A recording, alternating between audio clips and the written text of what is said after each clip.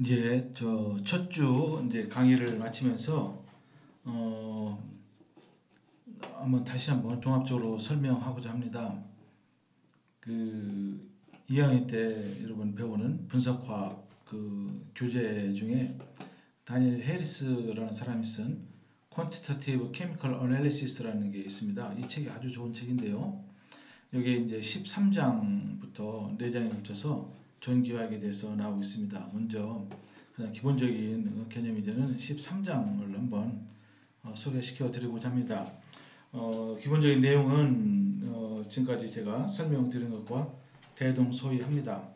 그렇지만은 이거를 제가 다시 한번 요 교과서적인 관점에서 설명을 드릴 테니까 한번 보시고 참고해 주시면 되겠습니다. 왜냐하면 이제 대학원생이라 할지라도 학부 때 배운 내용을 다는 알 수가 없죠. 그래서 한번 다시 한번 설명을 드리겠습니다.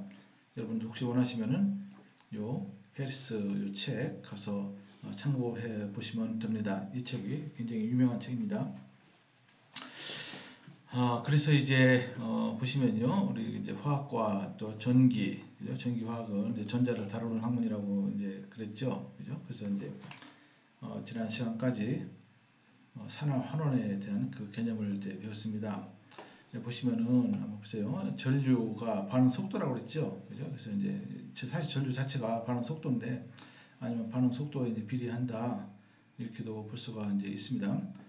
또 전압은 뭡니까? 전압은 이제 반응에 대한 그 프리 에너지 체인지에 비례한다. 왜냐하면은 델타 G 깁스 프리 에너지가 마이너스 NFE이기 때문에 이제 그렇습니다.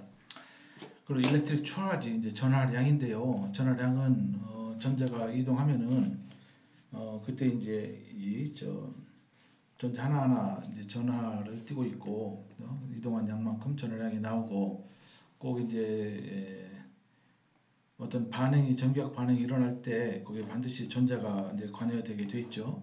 그래서 어떤 반응이 일어날 때 전자가 몇 개가 관여되느냐 따라서 우리가 또 전하량도 구할 수가 있습니다. 근데 중요한 것은 전자 하나의 전하량이 1.602 곱하기 10의 19승 쿨롱이다. 그러니까 이것은 하나의 전하량은 측정하기가 힘듭니다. 근데 이걸 물론 아주 정확하게 측정할 수가 있어요. 여러분 아시겠지만 그 멀리칸이라고 밀리칸이라고 해서 미국의 물리학자인데 그 전자의 전하량을 아주 정확히 측정하는 그런 분이 있습니다. 물론 그 업적으로 노벨상까지 받았는데요. 그런데 이제 우리 전기학에서는 전하 하나하나를 다루는 것은 너무 양이 적기 때문에 이것이 이제 전자가 흐르는 것을 전류라고 그랬죠. 그렇게 낮은 전류를 측정할 수 없어요. 그래서 되게 이제 몰 단위를 이 정도의 단위를 씁니다. 그러니까 전자 1몰의 전하량을 1 페라데이다. 심볼은 F로 씁니다. 그러니까 여기 이 값에다가 여기 이제 아보가드로 수를 곱하면은 96485 또는 9.649 곱하기 10의 4승 쿨롱이다. 그죠? 이게 이제 이 정도의 전하량은 사실은 무지무지 큰 전하량입니다. 그러니까 이제 1 페라데이는 뭐냐? 전자 1몰이 가지고 있는 전하량이다.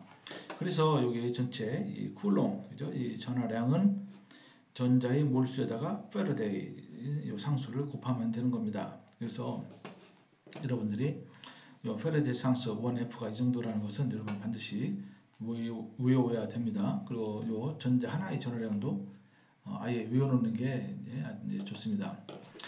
그래서 한번 예제를 한번 더 보도록 하겠어요. 그러니까 여기 보시면 말이죠. 5.585g의 철 3가 이온이 있어요. 이것을 이제 환원시킬 수가 있거든요. 이거는 이제 전자 하나를 다 집어넣으면은 철 2가로 환원되고 전자 3개를 집어넣으면은 금속 철이 됩니다. 근데 여기서는 전자 하나가 관여했어요. 철 2가로 환원됐습니다. 이때 그 차지 전하량이 얼마인가 한번 계산해 보라 이겁니다. 그죠? 근데 이제 이것을 환원시킬 때 뭘로 시켰냐면요. 바나듐 이가 이온으로 환원을 시켰습니다. 바나듐 이가 이온을 여기 보시면은 철 3가랑 반응해서 철은 2가로 되고 바나듐은 3가로 됩니다. 그러니까 전자가 어떻게 되죠? 바나듐 2가에서 철 3가로 들어가죠. 그죠? 그래서 바나듐은 전자를 잃기 때문에 플러스 3가로 되고 철은 플러스 2가가 됩니다. 그죠? 여기서 뭡니까? 여기 왼쪽 반응에서는 산화제는 뭐죠? 또 철3가가 되고 바나듐 2가 이온은 환원제가 되죠. 그죠? 그래서 이것을 우리가 이제 문제가 이때 흐르는 전하량을 계산하려는 건데, 그러면은 철 3가 이온이 5.585g이니까 어때요?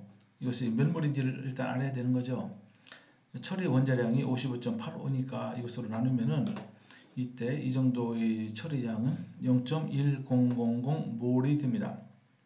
그죠? 그리고 이제 전자 하나가 관여되어 있기 때문에 이 정도 0.1000 몰 철 3가가 2가로 될 때의 전하량은 어떻게 되죠?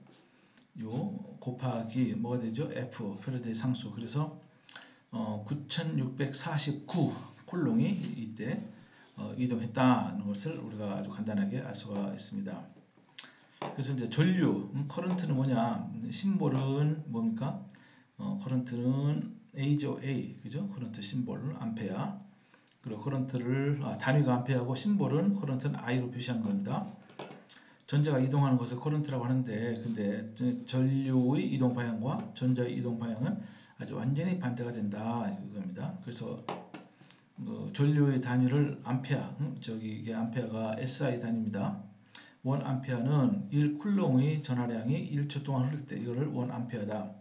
또는 2쿨롱의 전하가 2초 동안 흘리면 1암페어가 되죠. 그죠? 또는 0.5쿨롱의 전하가 0.5초 동안 흘리면 1암페어가 되는 겁니다. 근데 참고로 1암페어라는 것은 굉장히 높은 전류입니다.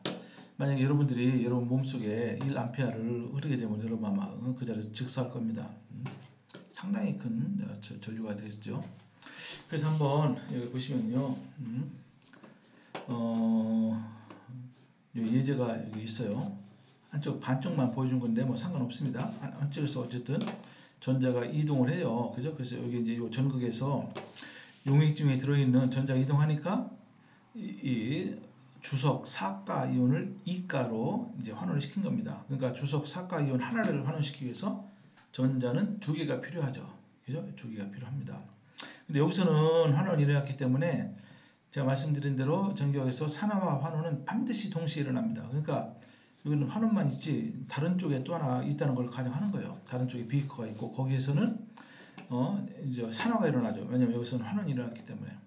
그래서 문제가 뭐냐면은 여기 주석 4가 이온 이거 보고 이제 스테아닉 이온이라고도 합니다.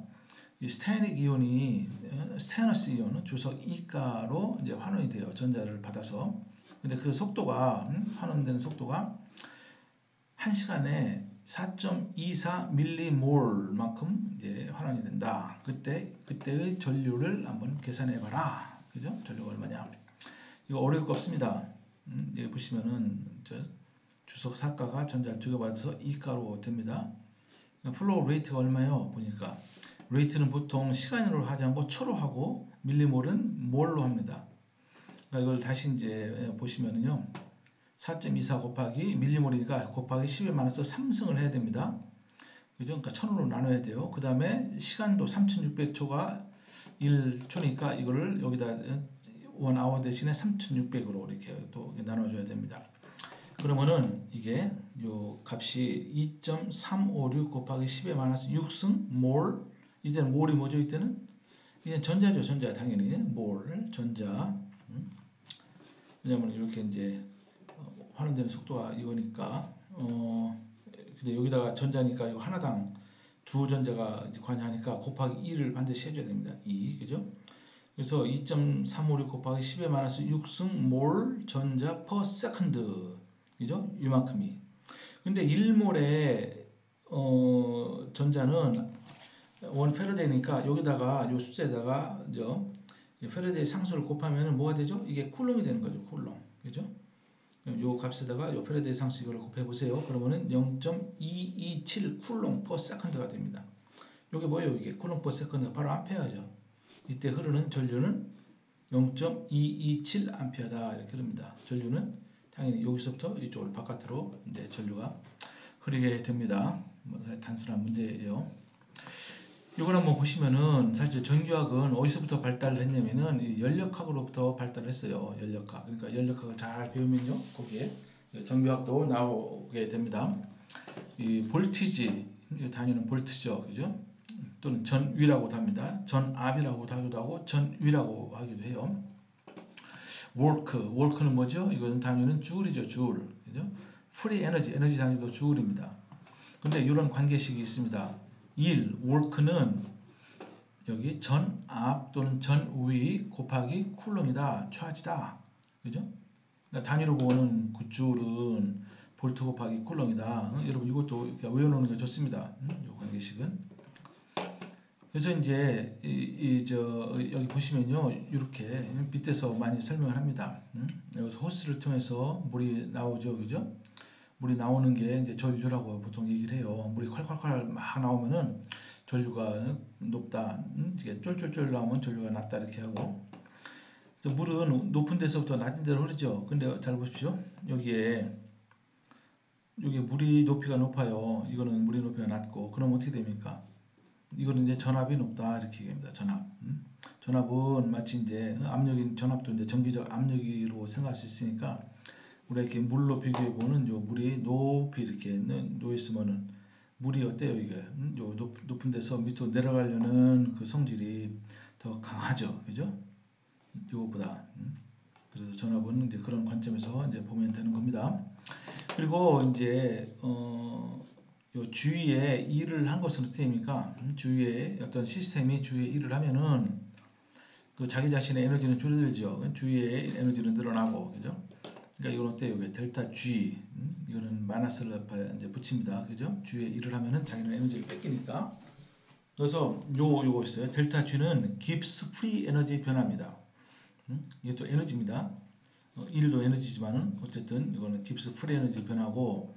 이것은 마이너스 NFE다. 여기 Q가 뭐라고 그랬습니까? NF라고 그랬죠. 앞에 마이너스가 붙었으니까 이거를 이쪽으로 옮겨버리면은 마이너스 NFE, 그죠? N하고 곱하기 F가 Q가 되죠, 그죠? 요 관계, 이것은 진짜 중요한 관계이기 때문에 여러분 이건 반드시 외워야 됩니다. 그래서 이거는 무슨 법칙이죠? 오음의 법칙이죠. 오음스 로. 전류는 여기 전압을 저항으로 나눈 것이다. 저항이라는 것은 전류의 흐름을 방해하는 그런 성질을 가진 성분을 저항이라고 하죠. 저항. 그죠? 이건 오음의 법칙이니까 너무 간단하죠. 그죠? 근데 파워라고 써요. 파워. 그런 우리말로 하면 일률. 그러니까 단위 시간당 행해진 일입니다. 여기 보니까 단위 시간당 행해진 일은 전압 곱하기 쿨럼이죠. 그죠?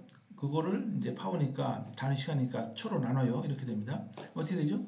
Q 나누기 S. 이게 바로 전류죠. I. 그러니까 파워라는 것은 이건 단위는 와트입니다. 와트. 파워는 E 곱하기 I다. 이렇게 됩니다. 근데 이제 에너지는 어떻게 되죠? 파워에다가 곱하기 뭘 하면 되죠? 시간을 하면 에너지가 되는 거예요.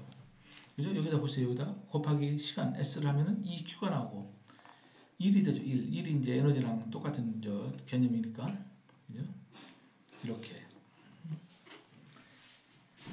그러니까 이제 전류가 흐르고 그때 전압 차이가 생기면은 이때 이게 파워가 이렇게 됩니다. 일률. 그리고 여기다가 이제 시간만 곱하면은, 그죠? 이걸 몇 시간 썼느냐? 그러면 에너지가 얼마큼 소모됐느냐? 또는 에너지가 얼마큼 산출됐느냐? 이제 그것을 알 수가 있습니다.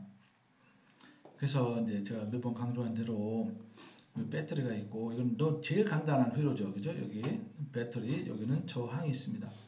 배터리 여기 길쭉한 것은 플러스예요. 짧은 건 마이너스고, 그래서 플러스에서 마이너스 전류가 나오죠. 그죠? 그래서 삥 돌아서 다시 들어갑니다. 근데 전류 방향은 이렇게 되지만 전자의 방향은 반대죠. 마이너스에서 나와서, 왜냐하면 전자는 마이너스를 띄우고 있기 때문에 여기 회로를 통해서 다시 플러스로 들어갑니다. 그래서 이제 중요한 것은 전류와 전자의 방향은 반대다 이겁니다. 그죠? 그래서 지난 시간에도 얘기했지만은 일렉트로케미컬 셀은 두 가지 종류가 있다. 갈바닉 셀과 일렉트롤리틱 셀이 있다.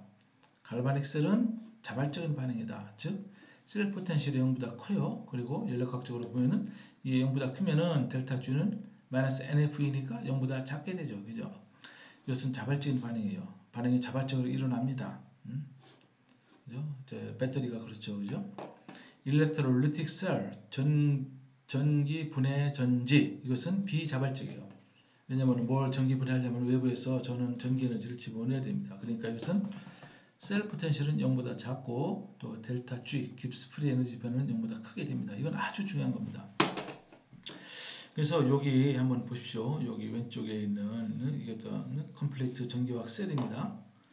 여기 이제 비커에다가 여기 양쪽에 막대 저걸 집어넣었어요. 금속을 한쪽은 카드뮴, 한쪽은 실버, 은인데 그냥 은만 집어넣는 것이 아니고 여기에다가 은 표면에 AgCl이라는 요 물질을 발랐습니다. 그죠? 발랐어요. 그리고 용액의 조건이 카드뮴 클로라이드가 여기 있는 거예요. 카드뮴 클로라이드가 있으면 어때요? 이걸 물에 잘 녹으니까 카드뮴 이온하고 클로라이드 이온이 용액 중에 많이 이제 녹아 있겠죠. 그죠? 이렇게 됩니다. 근데 이거를 어떤 사람이 이거를 실험해 봤더니 깁스 프리 에너지 변화가 마이너스 150kJ/mol of 카드뮴 1몰당 마이너스 150kJ이다. 이거는 이제 측정한 겁니다. 그렇다 치세요. 그럴 때 셀 포텐셜은 얼마냐? 얼마죠? 이거는 델타 G는 마이너스 NF이니까 셀 포텐셜은 마이너스 델타 G를 NF로 나눈 거예요. 근데 이제 여기 카드뮴, 그죠? 잘 보십시오. N이 얼마냐를 알아야 돼요. 그죠? 저 카드뮴, 이거 하나당, 그죠? 원자 하나당, 전자가 몇 개가 관여하느냐? 요거 보세요, 여기. 카드뮴이 여기 금속, 이게 이제 에노드가 되고, 이 경우에는 여기 캐소드가 되는데, 카드뮴이 전자를 두 개를 잃고 카드뮴 2가가 됩니다. 그죠? 이때는 N을 2로 넣어야 돼요, 2. 그리고 반면에 여기 캐소드에서는 두 개의 AgCl이 그죠? 전자 두 개를 받아서 두 개의 Ag와 두 개의 Cl- 이온이 된다. 그래서 두 개를 전체를 더해버리면 이렇게 네트 리액션이 이렇게 되는 거죠. 그죠? 이 반응이 이때는 자발적으로 일어납니다. 왜냐? 델타 G가 마이너스 값을 갖고 있기 때문에 그렇습니다. 그때의 전압은 어떻죠? 마이너스 150 곱하기 10의 3승. 왜냐하면 킬로줄이니까 나누기 NF죠. NF. N이 2죠. 2. 전자 두 개씩. 그죠? 2 곱하기 96485 쿨럼 퍼 몰 해주면은 0.777 주울 퍼 쿨럼이 되고 이것은 주울 퍼 쿨럼이 뭡니까? 볼트죠. 단위가 볼트. 그래서 여기서 나오는 요 바늘은 이 경우에는 0.777 볼트를 이제 나타낸다. 예, 그렇게 알 수가 이제 있습니다. 근데 반면에 잘 보세요. 아까 셀이랑 비슷한 셀인데요. 요거 보세요. 요거. 똑같은 비커가 하나가 있어요. 여기다가 이제 카드뮴을 금속을 이제 담그고 또 한쪽에는 실버 금속을 담궜어요. 근데 유일한 차이라고 하면은 이 경우에는 여기에는 표면에 실버 은 표면에 AgCl이 입혀져 있는데 이 경우에는 입혀지지 않아요. 그리고 용액 중에는 뭐가 있느냐? 카드뮴 이온하고 나이트레이트 이온이 있고 또 은 이온하고 나이트레이트 이온이 있습니다. 이렇게 해서 장착을 해놓으면은 여기서 전압을 이렇게 전압계로다가 측정을 하면은 어떻게 됩니까? 어떻게 돼요? 여러분 측정이 될 것 같습니까? 여러분들 원하는 반응이 이거죠? 요건 이제 카드뮴은 저 에노드에서 요게 전자가 두 개가 빠져나와서 카드뮴 이가가 되고 실버는 캐소드에서 실버 이온이 전자를 받아서 실버 금속으로 됩니다. 그래서 네트 리액션이 카드뮴이 여기서 카드뮴 막 녹아나요. 저 이온과 반응해서 그리고 카드뮴 이가 이온이 생기고 여기 은 표면에는 은 이온이 환원이 돼서 은 금속으로 달라붙게 됩니다. 이 반응을 여러분들이 기대를 했는지 모르겠지만은 실제로 이런 식으로 이제 셋업을 해놓으면요, 이건 이 전압이 제로가 됩니다. 제로. 전혀 여기 전압이 나오지가 않아요. 왜 그러죠? 왜냐면은 요 반응이 따로따로 이렇게 진행이 돼야 돼요. 따로따로. 그죠? 보세요. 캐소드와 에노드 반응이 따로따로 진행이 돼야 되는데 이렇게 같은 용액 중에다가 섞어 놓으면 말이죠. 여기서 즉시로 여기 보면 카드뮴 이온하고 실버 이온이 즉시로 반응해 버립니다. 즉시로. 또 카드뮴 이가와 또 은 이온이 즉시로 반응해 버려요. 그래서 이거는 아무 반응이 일어나지 않아요. 제로입니다. 제로 이때는. 그죠? 반응이 일어나지 않습니다. 그때는 그러면 이거는 왜 가능했느냐? 여기서 보세요. 여기 캐소드 반응이 실버 클로라이드 여기 보세요. 여기 은 표면에 달라붙어 있죠. 또 은이 있어요. 그러니까 실버 클로라이드가 이것이 저쪽으로 에노드 쪽으로 갈 수가 없으니까 이때는 충분히 이 반응이 일어나서 우리가 계산할 수 있는데 이 경우에는 그렇지 않다는 겁니다. 한 속에 이 경우는 그럼 어떻게 되느냐? 요 두 개의 요 반쪽 반응을 우리가 분리를 시켜야 됩니다. 막으로다가. 그죠? 그래서 이제 그때 사용되는 것이 막 있어요. 제가 이제 설명 드릴 때는 막으로 설명했는데, 또는 막이 아니고 솔트 브릿지라고 해서 이렇게 U자 모양의 튜브를 여기다가 속에다가 이제 어떤 이온 성분이 들어있는, 이때는 포타시움 나이트레이트 이온인데, 그런 저 솔트 브릿지, 그죠? 여기다 이런 다리를 양쪽에다 연결시켜 놓으면은 이게 반응이 가능합니다. 그죠? 가능해요. 그죠? 요 솔트 브릿지 대신에 요 중간에다가 막을 갖다 이제 다른 딱 장치에도 똑같은 원리입니다. 근데 이것도 어떻게 되죠? 너무 복잡하니까 이것을 라인 노테이션으로 쓸 수 있다고 그랬죠. 라인 노테이션으로 이제 왼쪽부터 오른쪽으로 써 나가는데, 먼저 에노드부터 쓴다고 그랬어요. 그러니까 이때 카드뮴이 에노드입니다. 이때는 카드뮴 쓰고, 카드뮴은 고체고 여기는 액체니까 선을 하나 그어요. 그리고 카드뮴 나이트레이트 이걸 씁니다. 그리고 여기다가 이제 이렇게 농도도 쓸 수 있어요. 일단 나이트레이트가 굳이 필요 없으면은 이걸 안 써도 상관없긴 해요. 그 다음에 솔트 브릿지가 있는데, 여기서 계면이 하나 생기고 페이지가 달라지죠. 또 여기서 또 달라져요. 그러니까 두 개를 써야 됩니다. 그 다음에 실버 나이트레이트, 그 다음에 또 페이지가 달라져서 이렇게 됩니다. 이렇게 이런 식으로다가 쓰게 되면은 왼쪽과 오른쪽 요 비커에서 일어나는 반응이 이렇게 서로 세퍼레이트가 됩니다. 카드뮴은 카드뮴 이온으로 녹아나고, 실버 이온은 실버 금속으로 이제 석출이 되게 되는 겁니다. 그죠? 여기서 일단 멈추도록 하겠습니다.